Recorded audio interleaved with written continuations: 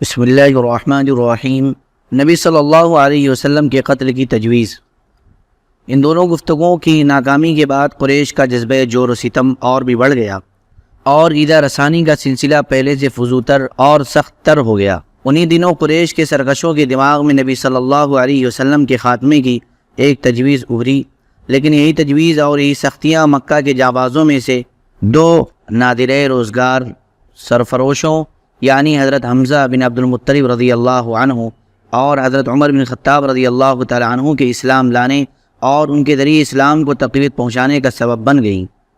جور و جفا کے سلسلے دراز کے ایک دو نمونے یہ ہیں کہ ایک روز ابو لہب کا بیٹا عتیبہ رسول اللہ صلی اللہ علیہ وسلم کے پاس آیا اور بولا، میں والنجم اذا ہوا اور ثم دنا فتدلی کے ساتھ کفر کرتا ہوں۔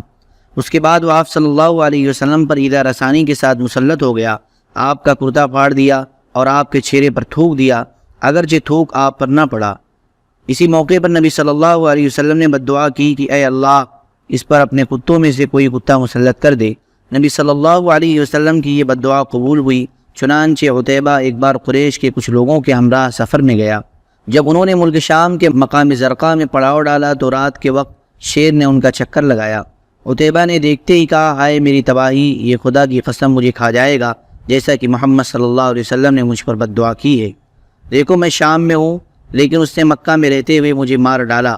احتیاطاً لوگوں نے عتیبہ کو اپنے اور جانوروں کے گھیرے کے بیچوں بیچ سلایا، لیکن رات کو شیر سب کو پھناکتا ہوا سیدھا عتیبہ کے پاس پہنچا اور سر پکڑ کر ذبح کر ڈالا۔ ایک بار عقبہ بن ابی معیط نے رسول اللہ صلی اللہ علیہ وسلم کی گردن حالت سجدہ میں اس زور سے رودی کی معلوم ہوتا تھا کہ دونوں آنکھیں نکل آئیں گی۔ ابن اسحاق کی ایک طویل روایت سے بھی قریش کے سرکشوں کے اس ارادے پر روشنی پڑتی ہے کہ وہ نبی صلی اللہ علیہ وسلم کے خاتمے کے چکر میں تھے۔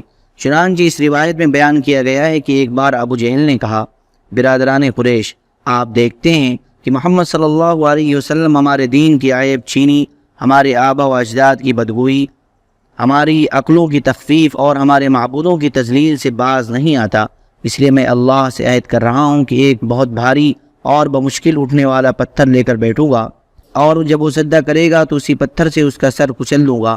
اب اس کے بعد چاہے تم لوگ مجھے بے یار و مددگار چھوڑ دو، چاہے میری حفاظت کرو، اور بنو عبد مناف بھی اس کے بعد جو جی چاہے کریں۔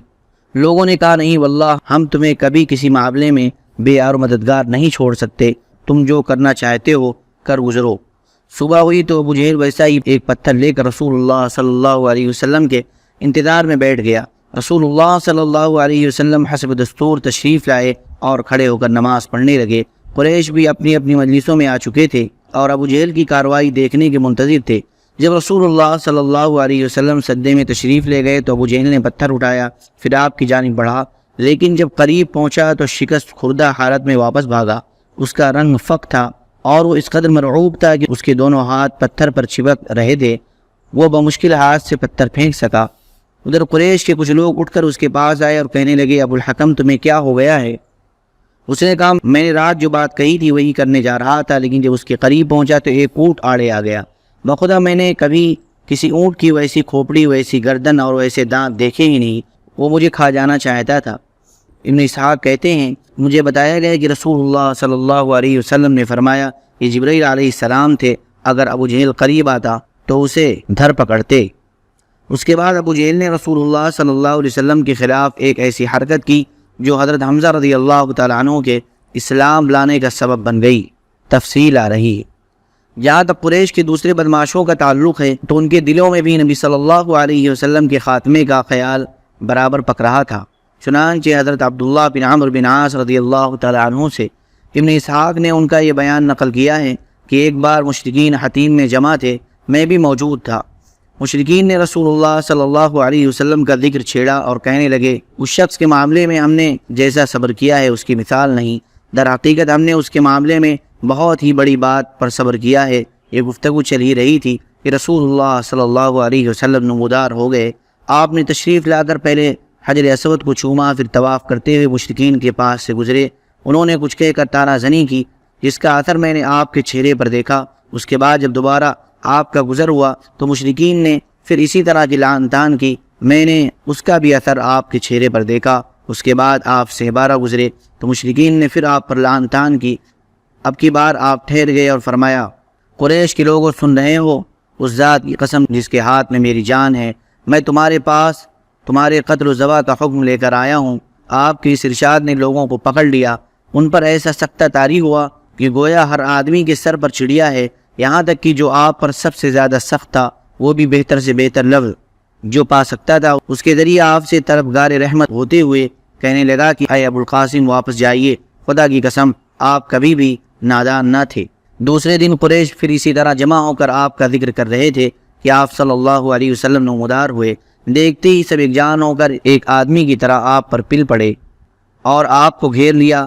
پھر میں نے ایک آدمی کو دیکھا کہ اس نے گلے کے پاس سے آپ کی چادر پکڑی اور بل دینے لگا۔ ابو بکر آپ کے بچاؤ میں لگ گئے، وہ روتے جاتے تھے اور کہتے جاتے تھے، اتقتلون رجلا ان یقول ربی اللہ، کیا تم لوگ ایک آدمی کو اس لیے قتل کر رہے ہو کہ وہ کہتا ہے کہ میرا رب اللہ ہے؟ اس کے بعد وہ لوگ آپ کو چھوڑ کر پلٹ گئے۔ عبداللہ بن عمرو بن عاص کہتے ہیں کہ یہ سب سے سخت ترین ایذا رسانی تھی جو میں نے قریش کو کبھی کرتے ہوئے دیکھی۔ صحیح بخاری میں حضرت عروہ بن زبیر رضی اللہ تعالیٰ عنہ سے ان کا بیان مروی ہے کہ میں نے عبداللہ بن عمرو بن عاص رضی اللہ تعالیٰ عنہ سے سوال کیا کہ مشرکین نے نبی صلی اللہ علیہ وسلم کے ساتھ جو سب سے سخت ترین بدسلوکی کی تھی، آپ مجھے اس کی تفسیر بتائیے۔ انہوں نے کہا کہ نبی صلی اللہ علیہ وسلم خانہ کعبہ کے پاس حتیم میں نماز پڑھ رہے تھے کہ عقبہ بن ابی معیط آ گیا۔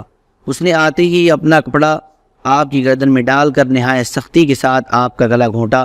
اتنے میں ابو بکر آ پہنچے اور انہوں نے اس کے دونوں کندھے پکڑ کر دھکا دیا اور اسے نبی صلی اللہ علیہ وسلم سے دور کرتے ہوئے فرمایا، اتقتلون رجلا ان یقول ربی اللہ، تم لوگ ایک آدمی کو اس لیے قتل کرنا چاہتے ہو کہ وہ کہتا ہے کہ میرا رب اللہ ہے۔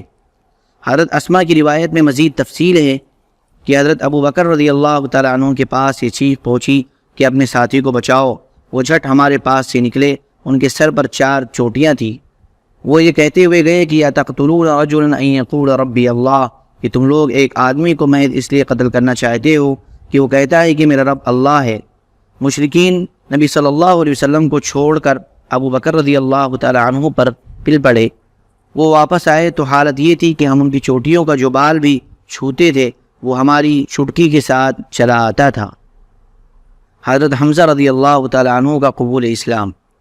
مکہ کی فضا ظلم و جور کے ان سیاہ بادلوں سے گمبھیر تھی کہ اچانک ایک بجلی چمکی اور مقبوروں کا راستہ روشن ہو گیا، یعنی حضرت حمزہ رضی اللہ تعالیٰ عنہ مسلمان ہو گئے۔ ان کے اسلام لانے کا واقعہ سن 6 نبوی کے اخیر کا ہے اور اغلب یہ ہے کہ وہ ماہ ذی الحجہ میں مسلمان ہوئے تھے۔ ان کے اسلام لانے کا سبب یہ ہے کہ ایک روز ابو جہل کوہ صفا کے نزدیک رسول اللہ صلی اللہ علیہ وسلم کے پاس سے گزرا تو آپ کو عیدہ پہنچائی اور سخت سست کہا۔ رسول اللہ صلی اللہ علیہ وسلم خاموش رہے اور کچھ بھی نہ کہا، لیکن اس کے بعد اس نے آپ کے سر پر ایک پتھر دے مارا جس سے ایسی چوٹ آئی کہ خون بہہ نکلا۔ پھر وہ خانہ کعبہ کے پاس قریش کی مجلس میں جا بیٹھا۔ عبداللہ بن جدعان کے ایک لونڈی کوہ صفا پر واقع اپنے مکان سے یہ سارا منظر دیکھ رہی تھی۔ حضرت حمزہ رضی اللہ تعالیٰ عنہ کمان حمائل کیے شکار سے واپس تشریف لائے تو اس نے ان سے ابو جہل کی ساری حرکت کہہ سنائی۔ حضرت حمزہ رضی اللہ تعالیٰ عنہ غصے سے بھڑک اٹھے۔ یہ قریش کے سب سے طاقتور اور مضبوط جوان تھے۔ ماجرا سن کر کہیں ایک لمحہ رکے بغیر دوڑتے ہوئے اور یہ تہیہ کیے ہوئے آئے کہ جو ہی ابو جہل کا سامنا ہوگا اس کی مرمت کر دیں گے۔ چنانچہ مسجد حرام میں داخل ہو کر سیدھے اس کے سر پر جا کھڑے ہوئے اور بولے، او سورین پر خوشبو لگانے والے بزدل، تو میرے بھتیجے کو گالی دیتا ہے حالانکہ میں بھی اسی کے دین پر ہوں۔ اس کے بعد کمان سے اس زور سے مار ماری کہ اس کے سر پر بدترین قسم کا زخم آ گیا۔ اس پر ابو جہل کے قبیلے بنو مخزوم اور حضرت حمزہ رضی اللہ تعالیٰ عنہ کے قبیلے بنو ہاشم کے لوگ ایک دوسرے کے خلاف بھڑک اٹھے، لیکن ابو جہل نے یہ کہہ کر انہیں خاموش کر دیا کہ ابو عمارہ کو جانے دو، میں نے واقعی اس کے بھتیجے کو بہت بری گالی دی تھی۔ ابتداءً حضرت حمزہ رضی اللہ تعالیٰ عنہ کا اسلام محض اس حمیر کے طور پر تھا کہ ان کے عزیز کی توہین کیوں کی گئی، لیکن پھر اللہ نے ان کا سینہ کھول دیا اور انہوں نے اسلام کا کڑا مضبوطی سے تھام لیا اور مسلمانوں نے ان کی وجہ سے بڑی عزت و قوت محسوس کی۔ اللہم صلی علی سیدنا و حبیبنا و محبوبنا و مولانا محمد وبارک وسلم۔ سبحان ربک رب العزة عما یصفون وسلام علی المرسلین والحمد للہ رب العالمین۔